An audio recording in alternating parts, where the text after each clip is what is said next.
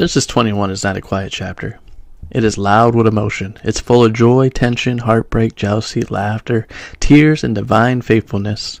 This chapter provides something powerful. God can keep his promise and still allow drama in the house. The chapter opens with a miracle. After years of waiting, after years of doubts, after years of mess-ups, God finally shows up at the right time. Sarah gives birth to Isaac. Now, understand this. Sarah was not young. Abraham wasn't young. This was humanly impossible, but verse 1 says something powerful. The Lord visits Sarah as he had said. Not as Abraham hoped, not as Sarah imagined, but as God had said. Some of you are waiting on promises right now. You think God forgot. You think it's too late. But this chapter says delay does not mean denial. God does not run on your calendar. God runs on his covenant. And when Isaac is born, Sarah laughs again. But this time it's not a doubt laughter. It's joy laughter. God turned her mockery into a miracle. That's what God does. But don't think this chapter is all about balloons and confetti.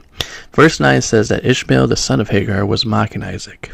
This wasn't playful teasing. This was rivalry. This was resentment. This was old wounds resurfacing. Sarah sees it and says, "Get rid of this woman and her son." Now wait. This is heavy, because Ishmael is Abraham's son too, and Abraham, he's deeply distressed. Here's the truth.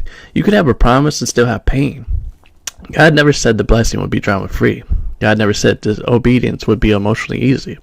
Sometimes God fulfills your promise and exposes unresolved mess at the same time. And God tells Abraham something shocking. Listen to Sarah. Why? Because Isaac is the child of the promise. Here's the hard part.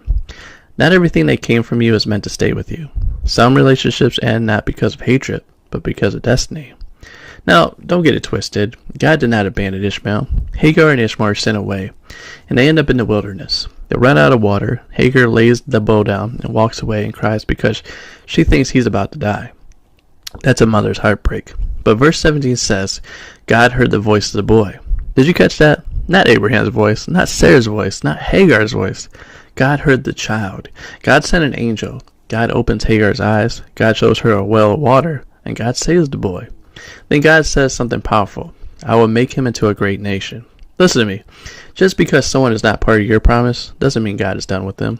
God has a different plan for Ishmael. Not a lesser one, just a different one. That well that appeared out of nowhere, that's God saying, I provide even when you feel abandoned. Some of you are in the wilderness seasons right now. You feel alone. You feel overlooked. You feel rejected. But Genesis 21 says God specializes in surprise wells. You didn't see it coming. You didn't know where it would come from. But when your strength runs out, God shows up. Now the chapter ends with something interesting. Abimelech, the same king from the previous